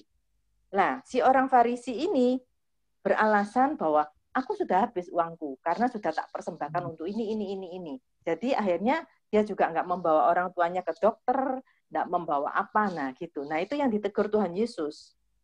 Nah kan Tuhan bilang yang satu harus dilakukan, yang lain jangan diabaikan. Ya. Gitu. Artinya kan kalau menurut saya sih persepuluhan itu juga harus, tapi merawat orang tua, kasih dan keadilan itu juga harus tetap dilakukan. Jadi kalau misalnya persepuluhan itu ditiadakan, tapi kita cuman kasih aja, nggak tahu. Saya kok jadi bingung. Ya, saya ngerti maksudnya. Oh, maksudnya bukan Bapak Ibu akhirnya tidak memberi sama sekali loh ya. Nanti gembala Bapak Ibu bisa marah-marah nanti. Jadi maksudnya di sini istilah, saya salah, saya tidak menegaskan yang ini. Istilah persepuluhan itu, ya itu yang kita ganti dengan persembahan itu tadi, Bapak Ibu. Ya, jadi yang di pikiran kita itu sudah bukan namanya persepuluhan, bukan, tapi adalah persembahan, tetap memberi. Gitu. Ya, yang ditegur Tuhan Yesus adalah ini sudah untuk pekerjaan Tuhan ya. Lalu saudaranya atau siapa yang sakit nggak dipedulikan, itu yang salah. Yang baik bagaimana? Yang untuk pelayanan atau untuk gereja itu tadi, kita bisa cancel, lalu kita pakai untuk saudara yang sakit untuk dibawa ke dokter. Nah ini lebih berkenan di hadapan Tuhan. Itu Bu Lina. Ya, katakanlah dalam waktu yang bersamaan, kita bawa duit 1 juta umpama. Ini ya, mau tak persembahkan. Jawabannya harus tidak mengutang. Gini ya, kita bawa 1 juta umpama nih, contoh saja. lalu kita mau persembahkan di persekutuan doa umpama. Terus waktu kita mau berikan, tiba-tiba handphone kita bunyi, ada saudara kita atau siapa yang butuh pertolongan. Aku butuh dana ini untuk ke dokter. Kenapa? Siapa yang sakit? Entah anaknya atau siapa yang sakit. Terus Bapak Ibu lihat orang itu saudara dekat atau teman baik. Bapak Ibu boleh loh cancel yang tadi yang rencana untuk ke gereja ya. Kemudian untuk saudara kita ini. Nah, ini lebih berkenan di hadapan Tuhan. Nah, ini yang dimaksud, Bu. Ya, boleh di-cancel. Iya, boleh. Soalnya seperti pandemi kayak gini, kalau misalnya habis bekerja tiba-tiba di PHK, ya. Terus dia cuma dapat sedikit, terus biasanya persepuluhan sekian, terus sekarang untuk kehidupan sehari-hari aja pas-pasan. Ya. Nah, nggak usah bayar persepuluhan dulu, nggak apa-apa. Oh, nggak apa-apa. Itu jawabannya, jawabannya hamba Tuhan itu. Iya, betul itu. Betul. Jadi nanti kalau sudah dapat kerjaan lagi, nah itu baru kembali mengadakan persepuluhan untuk Tuhan. Iya. Nah, istilahnya sudah bukan persepuluhan lagi. Persembahan itu tadi loh yang lebih tepat. Kita nggak usah ngomong persepuluhan. Kalau mau jujur nih persepuluhan. Bener nggak jujur, bener Bapak Ibu itu memberi persepuluhan? Kalau jujur loh. Ya, senyum-senyum toh, berarti kan nggak jujur. Ngomongnya persepuluhan, tapi sebenarnya Tuhan lebih tahu itu enggak tuh anakku tuh, itu nggak sampai itu, ya kira-kira kan begitu. Ya makanya Tuhan Yesus tahu Bapak Ibu ya, makanya ganti aja persembahan. Gitu. Sudah nggak usah mikir ini jumlahnya 1/10 apa 2/10 atau 50%, terserah, atau kurang dari 1/10 terserah. Gitu. Sebab jangan sampai kita sudah memberi banyak, akhirnya kita menderita Bapak Ibu. Maksudnya kita kekurangan. Pak, kalau di amplopnya wis ditulis sih persepuluhan. Oh, diganti Bu. Dicoret. Persembahan kasih. Atau amplop kosongan sajalah. Oh, bawa sendiri aja. Iya. Sekarang kan transfer, Pak. Sekarang kan transfer rekening persepuluhan ini. Oh. Ya kan? Rekening persepuluhan ini, rekening yang ini. Itu malam ini diputusin, nggak usah. Ya namanya diganti, bukan nggak usah. Nanti kalau nggak usah, nggak memberi semua nanti ya. Iya, tidak. Maksudnya salah gitu loh. Jangan pakai nama persepuluhan. Iya, sudah nggak usah nyebut persepuluhan. Bu Linda, bukan. Mau tanya apa? Ya, ayo silakan Bu. Mic-nya, Bu. Bu Linda. Mic-nya belum dibuka. Ya, mic-nya belum Bu Linda. Mic-nya. Mood-nya nih. Dari tadi mute ya. Ya, sorry, sudah kedengaran. Ya. Tadi di awal kan disebutkan ada 3 kelompok. Yang pertama adalah kelompok yang menekankan, kedua kelompok yang kurang menekankan, dan kelompok yang tidak menekankan. Kemudian dengan penjelasan-penjelasan yang berdasarkan Alkitab, yang adalah kita percaya kebenaran, maka saya itu mikir, pasti di antara ketiga kelompok ini ada sesuatu yang salah. Artinya yang tidak sesuai dengan kebenaran yang seperti Bapak jelaskan tadi. Saya tidak mau bilang yang mana yang salah ya, nanti terjadi penghakiman dan saya juga tidak tahu posisi kita semua ada di sinode yang bagaimana. Tapi Bapak Ibu setuju ya sama saya, di antara ketiga kelompok berdasarkan penjelasan yang berdasarkan kebenaran tadi pasti ada sesuatu yang salah. Nah, pertanyaan saya, apakah namanya salah, tidak sesuai dengan kebenaran ya, walaupun itu namanya aturan sinode. Tapi kalau itu tidak sesuai dengan kebenaran, mengapa terjadi sampai bertahun-tahun? Mengapa terjadi, mengapa tidak ada? Katakanlah organisasi ya, kan ada di atasnya sinode, ini semua dirangkum ada PGI gitu ya. Kenapa kok tidak ada yang saling mengingatkan atau bagaimana Pak? Ini kan masalah yang krusial, setelah dijelaskan tadi kita, oh iya ya benar gini. Misalnya gitu, misalnya seseorang itu dari penjelasan Bapak terus menangkap, oh ini kebenaran. Oh berarti yang itu pastinya salah loh, tapi kenyataannya kan nggak ada yang ingatkan gitu. Ya.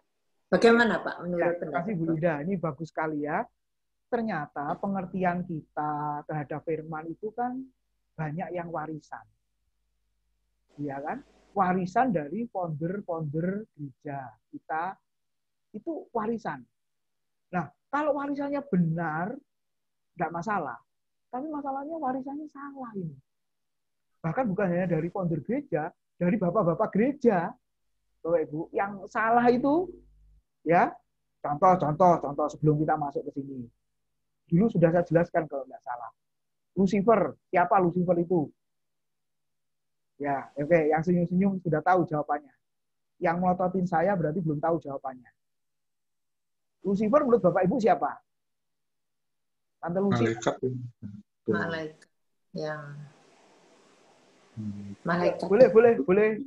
Jawab Bapak Ibu silakan. Ini dulu pertanyaan yang gampang. Siapa Lucifer itu? Nah, kalau tidak bisa, nggak lulus. Siapa? Nah, selama ini kita dengar, ya, kita istilahnya dapat pengajaran dari kecil sampai umur sekian itu siapa? Malaikat.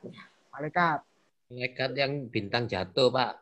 Oke, malaikat bintang jatuh. Yang jatuh. Oke, apalagi? Malaikat yang jatuh. Malaikat yang jatuh. Malaikat setan. Penghulu setan. Nah, macam-macam. Malaikat yang diusir. Malaikat yang diusir. Oke, ya. Dari jawaban Bapak Ibu, bintang yang jatuh, malaikat yang diusir, penghulu setan, ya. Apalagi tadi jawabannya. Saya mau tanya, dari jawaban semua itu, tunjukkan ayatnya Bapak Ibu. Ada ayatnya yang ngomong kayak begitu. Malaikat yang disayangi Tuhan itu. Malaikat yang disayangi Tuhan. Oke, ayatnya ada enggak? Enggak ada semua. Ayo, yang di waktu itu yang ular tua yang membawa malaikatnya berperang di surga itu apa? Yang enggak. Wahyu berapa ya lupa. Yuk kita baca dulu aja ya. Ada tulisannya Lucifer. Tidak ada tulisan Lucifer. Nah, itu warisan itu Bapak Ibu. Warisan dari Bapak gereja yang namanya Tertullianus. Sampai sekarang. Tapi beberapa teman sudah pemahamannya enggak seperti itu, Bapak Ibu. Saya sendiri pun pemahamannya enggak seperti itu. Jadi saya enggak sendirian sebenarnya. Punya pemahaman yang menurut Bapak Ibu mungkin beda malam hari. Tapi lihat berdasarkan Alkitab. Jadi muncul pertama kali, saudara-saudara, itu di kitab Yesaya tuh, pasal 14. Nah ini contoh ya. Yesaya 14 ayat yang ke-12. Ini yang tadi disinggung bintang yang jatuh. Ya, oke. Yesaya 14 ayat 12 dikatakan begini, wah, engkau sudah jatuh dari langit. Hei bintang timur putra fajar, engkau sudah dipecahkan dan jatuh ke bumi, hei yang mengalahkan bangsa-bangsa. Nah, terjemahan King James, bintang timur itu adalah Lucifer. Ya. Oke. Lalu terjemahan literal, hei yang bersinar. Nah, sekarang pertanyaannya yang disebut engkau ini siapa? Nah, kalau lihat Alkitab begitu, Bapak Ibu. Yang disebut engkau siapa? Wah, engkau sudah jatuh dari langit. Dan ingat, Bapak Ibu, ini kan kitab Yesaya 14, ini jenis sastranya apa ini? Prosa apa puisi? Kalau Bapak Ibu baca Yesaya 14, prosa atau puisi? Puisi. Nah, kalau kita puisi, bahasanya kan bahasa puisi. Ada makna-makna figuratif, bukan literal kan? Nah, seperti di Mazmur. Dan gunung-gunung bersorak memuji dia. Saya mau tanya, gunung-gunung bersoraknya bagaimana, Bapak Ibu? Dan pohon-pohon pun bertepuk tangan memuji dia. Semuanya pohon punya tangan. Nah, ini pasti figuratif. Betul enggak, Bapak Ibu? Nah, jadi kalau yang figuratif itu maknanya ya mesti figuratif.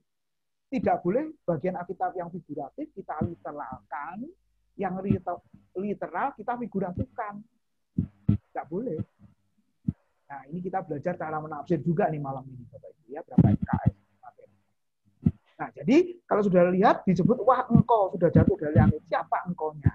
Nah, Bapak Ibu lihat ayat 1 pasal 14. Judul di atasnya siapa di situ? Ejekan Raja Babel. Ya, ejekan tentang Raja Babel. Oke, Bapak Ibu yang tahu Raja Babel siapa? Yang sombong. Dia bagaikan tahta di langit, di tempat yang tertinggi, lalu Tuhan jatuhkan serendah-rendahnya seperti lembu makan rumput. Betul ya? Di kitab Daniel kan begitu. Jadi sebenarnya yang disebut Lucifer, yang bersinar atau bintang timur, putra fajar di sini siapa? Nebukadnezar, Raja Babel. Bapak Ibu. Nah, selama ini kan kita ngomongnya si iblis. Mana ayatnya yang ngomong iblis? Nggak ada. Makanya iblis itu senang dapat nama baru lagi, namanya Lucifer. Nah, iblis sendiri itu ada namanya, nanti kita akan lihat. Ya, oke, Wahyu pasal yang ke-12 sekarang. Wahyu pasal 12 ayat yang ke-7 sampai 9, Bapak Ibu. Nah, ini penjelasan keterangan yang sangat jelas tentang si iblis. Ternyata dia punya 4 nama, Bapak Ibu. Ya, oke, kita lihat Wahyu 12 ayat 7 sampai 9. Maka timbullah peperangan di surga. Mikael dan malaikat-malaikatnya berperang melawan naga itu, dan naga itu dibantu oleh malaikat-malaikatnya. Tetapi mereka tidak dapat bertahan, mereka tidak mendapat tempat lagi di surga. Ayat 9. Dan naga besar itu, si ular tua yang disebut iblis atau Satan, yang menyesatkan seluruh dunia, dilemparkan ke bawah, ia dilemparkan ke bumi bersama-sama dengan malaikat-malaikatnya. Jadi satu pribadi disebut iblis, Satan, ular tua, naga besar. Sudah, itu yang dikatakan Alkitab. Nah, kita memberi satu julukan lagi, yaitu siapa tadi? Lucifer. Dia senang, hore, namaku tambah satu lagi oleh orang Kristen yang nggak ngerti. Nah, mungkin gitu ya, Bapak Ibu Saudara. Itu. Nah, pembawa terang itu, Bapak Ibu, yang tadi Raja Babel, lalu saya dan saudara ini juga disebut Lucifer. Coba 2 Petrus pasal yang ke-1 ayat yang ke-19. 2 Petrus 1 ayat 19. Dengan demikian kami makin diteguhkan oleh firman yang telah disampaikan oleh para nabi. Alangkah baiknya kalau kamu memperhatikannya sama seperti memperhatikan pelita yang bercahaya di tempat yang gelap sampai fajar menyingsing dan bintang timur terbit bersinar di dalam hatimu. Pelita yang bercahaya terbit bersinar itu terjemahan Alkitab yang kuno, Bapak Ibu, terjemahan Bapak Gereja Jerome ya, itu adalah Lucifer. Nah, jadi saya dan saudara yang membawa terang itu juga disebut siapa? Lucifer. Amin, saudara. Mau? Enggak mau. Kenapa itu iblis? Bukan. Jadi jangan takut memberi nama anaknya Lucifer. Takut ya kalau itu ya. Nanti kelakuannya kayak Lucifer. Tidak. Nah, karena selama ini sudah ratusan tahun, ya, ribuan tahun dikenal Lucifer itu si iblis, ya udah kepalanya dia besar, Bapak Ibu, punya satu nama lagi namanya Lucifer. Gitu loh. Nah, asalnya di mana? Memang di surga asalnya. Nah, kita nggak diberitahu salahnya apa sampai akhirnya diperangi oleh Mikael, lalu akhirnya dilemparkan ke bumi. Nah, kita nggak menjelaskan, Bapak Ibu. Ya, yang jelas faktanya iblis si ular tua ada di Taman Eden yang akhirnya menggoda manusia pertama. Makanya Kejadian pasal 3 disebut si ular itu mendatangi Hawa. Betul ya? Tuh. Berarti dia bukan malaikat ya? Bukan. Nggak ada istilah malaikat. Ini tapi kok dibantu oleh malaikat-malaikatnya? Oke, betul. Jadi arti malaikat itu adalah pengikut-pengikut. Anak buahnya, Bu. Dia ya pribadi siapa namanya? Ya iblis, Satan, ular tua, atau naga besar. Ya, maaf ya, ini Alkitab loh ngomong loh, bukan doktrin mana-mana, enggak Bapak Ibu, Alkitab tuh yang ngomong. Ya. Ya, betul ya. Ya wes, balik persepuluhan nanti. Ya. Sebab kalau itu dibicarakan dia jadi besar kepalanya. Ya. Ya, makasih Pak Hermanto sudah diingatkan oleh moderatornya. Jadi ke topiknya. Nanti seneng anunya. Ya, nanti iblisnya seneng soalnya kita bicarakan ya. Ayo tentang persepuluhan ini. Yang lain ayo. Segera bertanya. Ganti-gantian tanya. Nah, jadi kesimpulannya itu ya. Kalau kita berada di satu sinode yang tetap ada ditulis persepuluhan, kita ya memberikan persepuluhan itu dengan hati yang seperti kita memberi persembahan gitu maksudnya Pak. Ya, jadi tadi belum dijawab ya pertanyaan Bu Linda ya. Kalau kita ada di Iya, tadi belum terjawab loh. Ya, ini sudah diingatkan sama Pak Indra ini. Oke. Jadi Pak Indra kalau kita ke gereja yang seperti itu ya sudah sebagai tanggung jawab kita seperti Abraham tadi motivasinya apa? Mengucap syukur atas berkat yang Tuhan sediakan ya sudah ku persembahkan. Nah, namanya mempersembahkan atau memberi atau mengorbankan itu kan pasti ada yang berkurang dari kita kan. Makanya nggak boleh ada istilah aku mempersembahkan lalu aku akan menerimanya kembali. Nggak ada itu. Ya, oke, itu Pak Indra. Jadi tetap Pak, tanggung jawab kita tetap kita memberi, tapi istilahnya bukan persepuluhan. Itu ya, istilahnya apa? Persembahan. Karena aku mengasihi Tuhan, apa bentuk mengasihi Tuhan? Mengasihi pekerjaan Tuhan, mengasihi pelayanan. Kan pelayanan butuh dana Pak. Apalagi yang sekarang pakai online butuh apa? Untuk live streaming butuh internet cepat yang 30 Mbps kecepatannya. 50 ya. Terus beli kamera. Nah, itu kan perlu persembahan itu. Terus perlu komputer yang canggih. Nah, kita soalnya lagi tanya-tanya itu. Kita mau live streaming nanti kalau belum bisa kebaktian di gereja Bapak Ibu. Nah, itu kan perlu dana. Ya dari mana? Ya dari persembahan jemaat itu. Ya, seperti itu, Pak. Nah, jadi intinya Tuhan tidak butuh. Enggak. Tapi persembahan pekerjaannya butuh. Yesus saja ada kas kok untuk pelayanan tadi kata Alkitab. Paulus juga, rasul-rasul juga. Gereja mula-mula juga. Supaya ada keseimbangan tadi. Kalau ada jemaat yang perlu ditolong, ditolong. Seperti itu. Oke. Nah, sekarang kembali ke pertanyaan Ibu Linda tadi. Kalau kita ke sinode atau gereja yang seperti itu, gimana Pak kalau kita ngerti? Memang, Ibu, mekanismenya kan banyak. Apalagi kita bukan apa-apa dan bukan siapa-siapa di situ, akan susah. Istilahnya kita ini semut, mereka sudah gurita.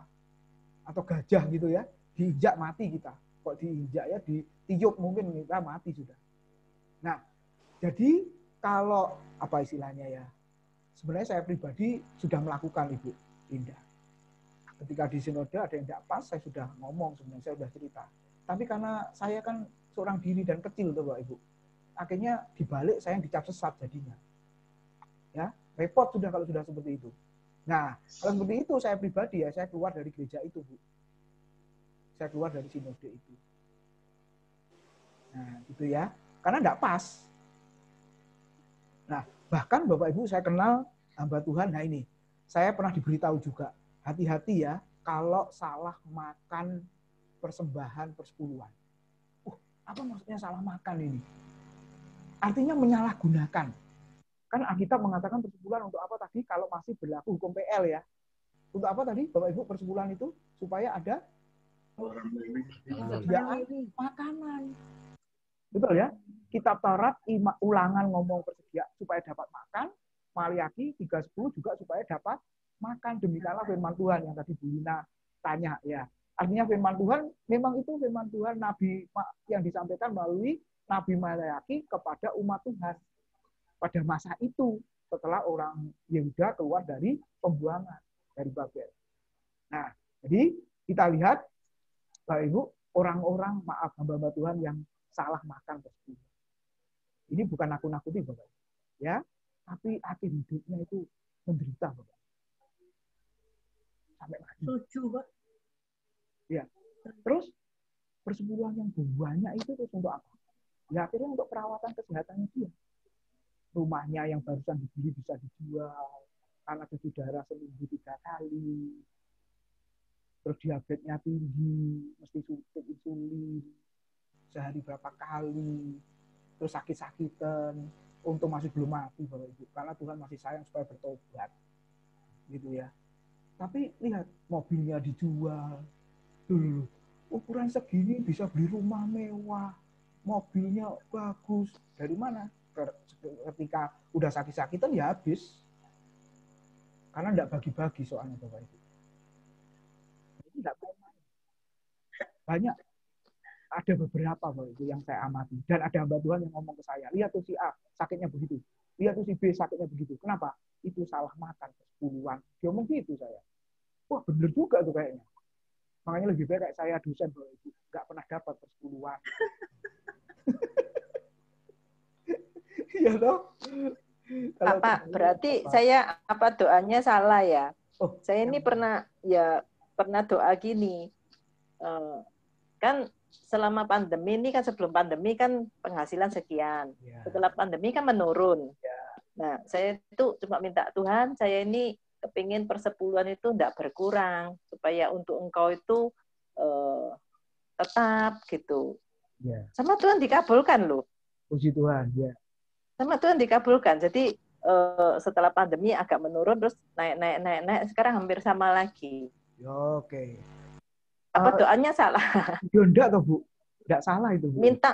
Minta sama Tuhan supaya persembahan persepuluhan tuh untuk Tuhan itu bertambah. Saya mintanya gitu loh. Ya. Enggak salah. Jadi makanya setelah dengar malam ini jangan pakai istilah persepuluhan lagi. Ya persembahan aja gitu. Persepuluhan itu untuk patokan aja. Patokan. Ya sebenarnya saya juga bulatkan sih. Kalau ngitung itu dibulatkan, nggak dipas-pasno 1/10 sih, dibulatkan ke atas, nggak pernah bulatkan ke bawah sih. Biasanya gitu. Supaya ya ini fleksibel Bapak Ibu ya. Di perjanjian baru ini fleksibel. Iya.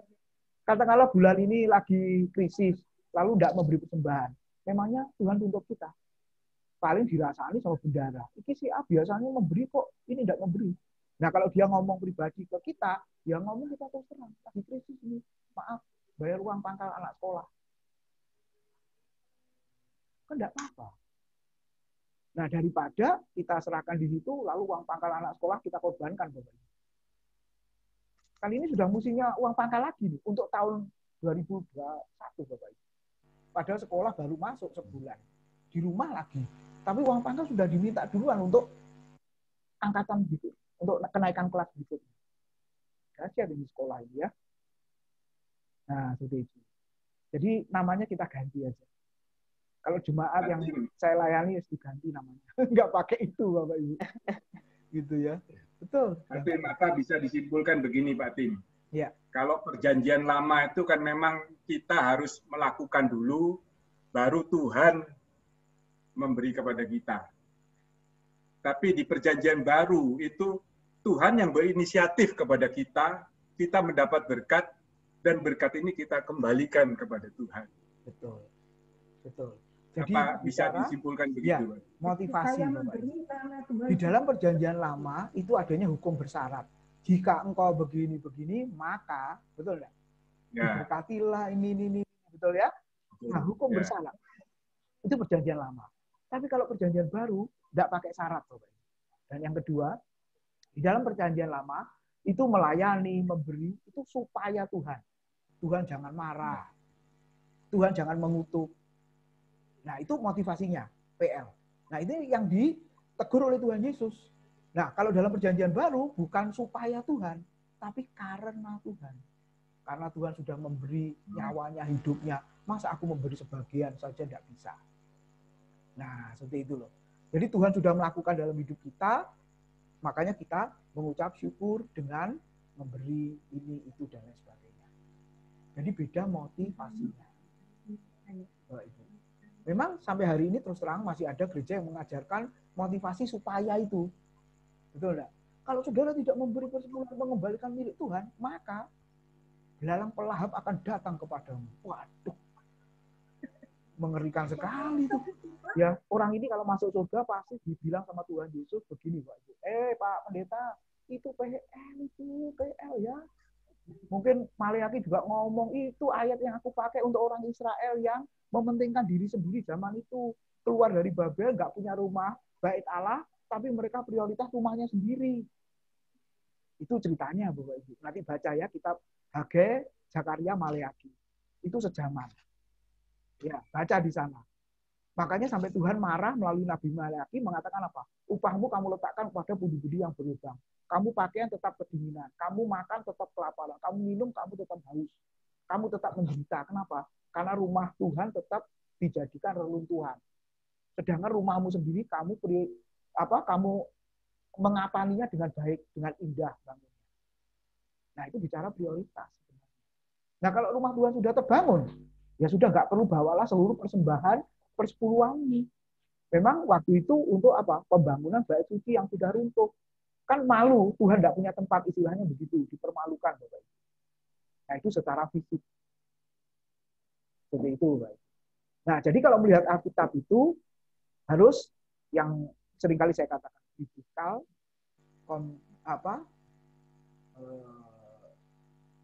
komprehensif, yang ketiga, konsisten, komprehensif. Jadi harus Alkitabiah, oke, PLPB. Terus harus konsisten, terus tidak bertolak belakang. Harus komprehensif, melihatnya secara keseluruhan. Ada orang yang hanya bibika saja, yang penting ayatnya ngomong begini, tapi dia nggak tahu secara keseluruhannya, Bapak Ibu. Bahaya, jadi salah, gitu ya. Apalagi isu yang sedang diperdebatkan itu kan, ya Allah itu ya satu, Yesus. Tapi bermanifestasi jadi Bapa, jadi Yesus, jadi Roh Kudus, oh, kacau lagi. Itu bahasa apa? Di Alkitab tidak pernah ada yang namanya manifestasi, nggak ada. Yang ada pribadi. Nah, nanti saya buka kelas hari Senin, Oktober, khusus bahas Tritunggal, 4 kali pertemuan. Saya panggil dosen lain, dokter, Bapak Ibu. Sampai saya gregetan soalnya. Gitu ya. Orang Kristen ini gimana sih yang sudah ngerti-ngerti diobok-obok sedikit jadi bingung lagi. Makanya ayat firman Tuhan mengatakan apa? Harus diajarkan berulang-ulang. Saya sebenarnya bosan ulang-ulang, tapi karena perintah Tuhan ya jadi nggak bosan saya. Kan suruh ulang-ulang terus. Saking nemeni jemaat Bapak Ibu gitu ya. Istilahnya kan gitu. Nah, itu Bapak Ibu. Oke, yang lain ayo tanya lagi ya, siapa? Ya, ada waktu. Peter ya? Ya, wis. Ya Peter, ayo. Ya, kalau secara apa ya maksudnya teologi yang di sini, jadi hukum perjanjian lama tuh semua sebenarnya ada purpose-nya, ada tujuannya. Misal kayak kenapa babi waktu itu haram, ya. Itu ada tujuan. Dan kenapa itu menjadi law, karena waktu itu yang memimpin bangsa Israel adalah Yesus. Itu sama kayak presiden. Presiden punya peraturan, kadang kita nggak tahu kenapa ada peraturan tersebut, karena kita nggak ada di sana, kita nggak mengetahui secara makro yang terjadi. Nah, waktu itu Tuhan sebagai pemimpin yang pemimpin bangsa punya peraturan ini, karena ada tujuan. Jadi misalnya babi waktu itu secara tempat peternakan, itu makan kotor, banyak penyakit. Sama seperti kewajiban untuk sunat misalnya. Ada tujuan. Tapi susah kalau tujuannya begini-begini, rakyat bingung. Jadi ya sudah, ini peraturan sama seperti peraturan misalnya undang-undang, kita punya undang-undang. Jadi banyak undang-undang kita juga nggak ngerti kan, kenapa ada undang-undang seperti ini. Ada maksudnya sebenarnya, ada tujuan. Nah, sama halnya seperti misalnya kewajiban memberi perpuluhan. Itu ada tujuan. Nah, yang secara waktu, misalnya waktu Yesus di kayu salib, itu adalah peraturan ini sudah dipenuhi kan. Peraturan-peraturan ini sudah dipenuhi, tapi tujuannya itu masih ada. Karena ngomongin janji, ngomongin peraturan secara divine law itu masih ada. Misalnya hukum tabur tuai, sejak zaman Adam dan Hawa, sejak Kain dan Abel itu, sebelum ada ini ya, peraturan hukum Taurat kan keluarnya waktu Musa. Tapi sebelumnya udah ada kan istilah persembahan, memberi yang terbaik. Misalnya kalau ngomongin Kain sama Abel, Kain waktu itu cuma ngasih, ya wis, fruits from the ground. Jadi ya udah ada namanya pohon kan dari kebun udah ada, tinggal diambil kasih. Kalau Abel dia bilang firstborn, jadi dia udah punya susah payah. Yang pertama ini tak kasihin, yang paling besar beserta lemak-lemaknya tak kasihin semua. Nah itu konsepnya sama, karena makanya dijadikan peraturan karena Tuhan tahu apa ya, hukum ini tuh masih berlaku di mana kamu harus memberi yang terbaik, karena kan ada ayatnya kan, di mana hartamu ada, di situ hatimu ada di sana. Jadi kalau ngomongin, kalau misalnya, dan akhirnya perpuluhan ini sebagai sistem, karena semua itu ada sistem kan. Perpuluhan ini sistem di mana supaya rakyat Israel sebelum mikirin apa-apa ya, kebutuhan rumah tangga lah, perlu beli makan, ini tak utamain buat Tuhan. Itu tujuan dari sistem perpuluhan ini. Apakah sistem ini menjadi keharusan zaman sekarang? Enggak. Karena ini sebenarnya sistem, tapi tujuannya itu sama. Apakah firstborn atau hasilmu itu terutama untuk Tuhan atau enggak. Itu yang menjadi tujuan. Jadi mau dinamain persepuluhan, mau dinamain persembahan, itu terserah gitu loh. Tapi kamu harus tahu di mana hartamu ada, di situ hatimu berada. Kalau kamu percaya bilang, oh hidupku untuk Yesus, the first flock, hartamu yang utama itu untuk Tuhan. Jadi bukan, oh ada bayar pajak, mesti nabung buat anak sekolah, mesti investasi, oh nanti kalau harga turun gimana, oh mau main saham. Ini tuh nanti gitu loh. Kenapa 10% misalnya sekarang? 10% biar gampang. Sekarang kalau misal kita nggak ada, persembahan yang terbaik, loh berapa ya? Kan bingung ya. Misalnya sekarang kita nggak ngomongin ada 10%, terus sekarang kita bilang kasihlah yang terbaik untuk Tuhan. Loh yang terbaik itu berapa? Nah kenapa ada 10%? Itu hanyalah sistem perjanjian lama lah waktu itu, sistem bangsa Israel untuk biar gampang gitu loh. Gak usah, oh tiap bulan tuh mikir bingung. Akhirnya kalau kamu bingung, kamu lihat dulu, oh pengeluaranku ada ini, oh dipotong pajak, dipotong ini, oh sisanya ya Rp5.000 lah, Rp50.000, ya jadi Rp50.000. Nah kan jadi ancrit, bukan yang terbaik kan, sisa. Nah itu yang kalau menurutku lah ya, menurut aku terserah mau gereja mau namain persepuluhan, mau namain persembahan, dan karena gereja itu kan juga nggak sempurna ya. Jadi kalau misal kita memang percaya ini, tapi untuk kita sendiri, kalau buat aku perpuluhan apakah harus 10%? Ya enggak. Kadang 8% ya nggak apa-apa. Kadang 20%, oh ya bagus. Karena hukum tabur tua itu masih ada. Jadi kalau ngomong doa, oh ini persembahan untuk mendapatkan ini. Loh ya ada, memang ada. Janji Tuhan. Kan janjinya itu, bukan di Kaisar itu janjinya sudah nggak ada. Janji Abraham masih berlaku. Apakah janji di Maleaki, Tuhan akan membuka tingkap-tingkap langit? Masih berlaku. Kalau menurutku loh ya, masih berlaku.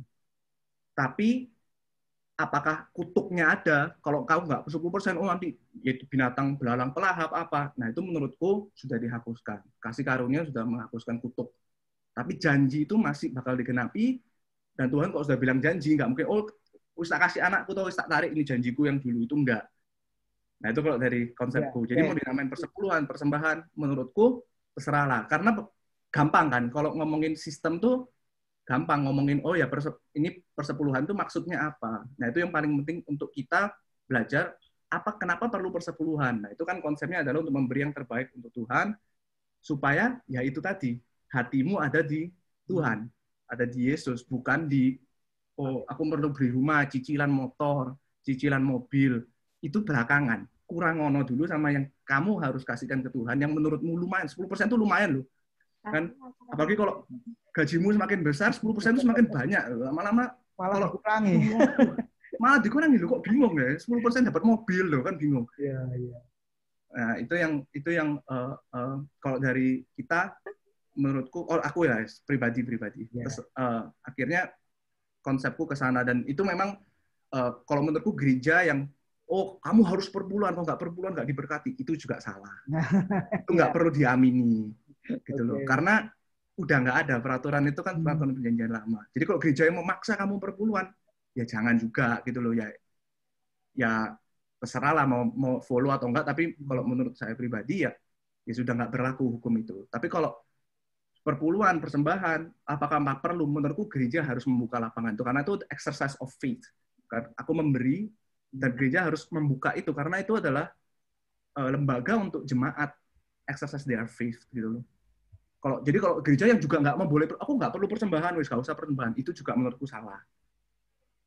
Karena loh, ya apa ya, masa ngasih apa gitu? Karena kita perlu, yaitu tadi, where your treasure is, hatimu tuh di sana. Ya itu aja. Makasih. Terima kasih, Peter. Ya, jadi motivasi ya Bapak Ibu tadi jelaskan. Ya memang 10 itu ya minimum sebenarnya. Minimum. Oke, saya ingat satu ayat. Lukas 16 ayat 16, Bapak Ibu. Di sini dikatakan seperti ini. Hukum Taurat dan kitab para nabi berlaku sampai kepada zaman Yohanes. Maksudnya Yohanes Pembaptis. Dan sejak waktu itu kerajaan Allah diberitakan dan setiap orang menggagainya berebut memasukinya. Jadi lihat, hukum Taurat dan kitab para nabi berlaku sampai dengan zaman Yohanes Pembaptis. Ya. Nah, jadi apa istilahnya yang tadi dijelaskan panjang lebar, ya diganti dengan apa? Hukum kasih karunia itu tadi. Jadi jangan ada motivasi yang macam-macam. Nah, soal janji yang disampaikan Peter tadi ya, Bapak Ibu, berlaku, ya kalau janji berlaku, kutunya juga berlaku ya. Nah, gitu ya. Nah, maksudnya janji di sini adalah bisa jadi bukan kita yang mendapat penggenapan janji itu loh Bapak Ibu. Kan maunya kita apa? Janji Tuhan digenapi di dalam hidupku. Ya, maunya kan digenapi dalam hidup kita. Tapi Alkitab mengajarkan janji Tuhan itu digenapi bukan di dalam hidup kita, bisa jadi keturunan kita. Baca Ibrani pasal 11 itu. Ayat yang ke-13 dan ayat 39. Itu mereka tidak mendapatkan janji Tuhan, tapi mereka tetap beriman, percaya bahwa Tuhan itu baik. Ya. Oke, itu. Ya, ada lagi Bapak Ibu? Ayo. Masih ada waktu, satu lagi, silakan. Waktunya sudah juga ini. Dan mungkin juga saya tambahkan Pak Tim. Ya. Seperti di Kisah Rasul, Ananias dan Safira, ya. Dia mempersembahkan dengan luar biasa sebenarnya. Menjual tanah, mau diberikan semuanya, cuma diambil sedikit untuk, tapi jadi salah gitu. Nah, saya khawatirkan juga persepuluhan. Saya persepuluhan, tapi nggak sampai 1/10. Salah, kan begitu. Bagaimana? Ya. Oke, bahaya di situ. Hukum zaman Ananias Safira itu masih berlaku sampai hari ini, Bapak Ibu. Kayaknya orang Kristen banyak yang mati, Bapak Ibu ya. Nah, iya. Betul ya. Kalau zaman Petrus itu, Ananias dan Safira, itu masih berlaku sampai hari ini, Bapak Ibu. Kayaknya banyak orang Kristen, bahkan hamba Tuhan yang meninggal, syok, langsung serangan jantung, Bapak Ibu ya. Gitu ya. Oke, yang kita lihat di kasus Ananias Safira itu apa, Bapak Ibu? Ya, soal memberi banyak sedikit, Petrus berkata itu hakmu. Gitu ya. Tapi yang kita lihat di situ apa, Bapak Ibu? Menipu. Ketidakjujurannya itu kan. Ya loh, menyembunyikan itu kan. Nah, itu yang benar-benar Tuhan marah di situ. Gitu ya. Tuhan marahnya di situ. Kenapa? Karena ketidakjujurannya kita. Ya, ngomong ke Petrus begitu. Padahal kalau keadaan istilahnya kalau diomongkan harusnya sekian, tapi kami mampu sekian, ya, dan Petrus tahu, nggak mungkin Petrus marah seperti itu dan akhirnya mati. Ananias dan Safira. Ya, jadi masalahnya nggak jujur itu kan. Gitu, Bapak Ibu. Ya, makanya dalam hal ini, Bapak Ibu, ya apa adanya, yang tahu kan saudara dengan Tuhan ya. Sudah. Dan yang kedua motivasi yang tadi Peter sampaikan ya, ini untuk Tuhan, mengasihi Tuhan. Nah, itu yang penting. Sebab kalau terpaku ke situ, kamu juga ke situ kata Tuhan. Ya. Nah, itu yang dikatakan kita. Betul, Pak Immanuel. Ya. Itu keras sekali di zaman itu. Ya, keras sekali. Oke. Waktunya. Waktunya sudah habis ya, nanti kita akan lanjutkan lain waktu lagi ya. Kayaknya masih belum puas. Ini memang paling sensitif dan Thank you ya, terima kasih Pak Tim. Penjelasannya teman-teman semua sudah aktif. Ya, tamu kita Bu Linda, Peter, siapa lagi? Holly, ya, Ira tadi ya. Terima kasih semua. Nanti ikut terus tapi ya. Ya, ayo dibuka anunya, mau difoto dulu terus kita akan berdoa. Ya.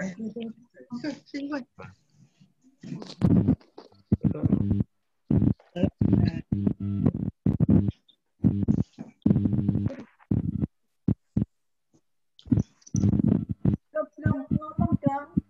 Yo Esther. Dihitung. Esther sisir dulu. Lihat sini Pak. Lihat di komputer. Semua sudah pelan-pelan. Apa ini Pani? Baterainya lemah wisan. Karipi. Ayo, terus kita berdoa yuk. Habis ini selesai kok. Sis, siap semua. 1, 2.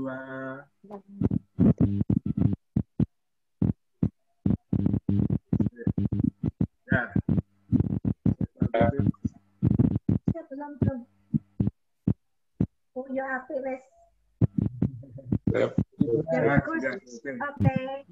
Ya, kita mau tutup dalam doa. Terima kasih banyak ya Pak Tim. Ya, sama-sama. Ayo kita berdoa.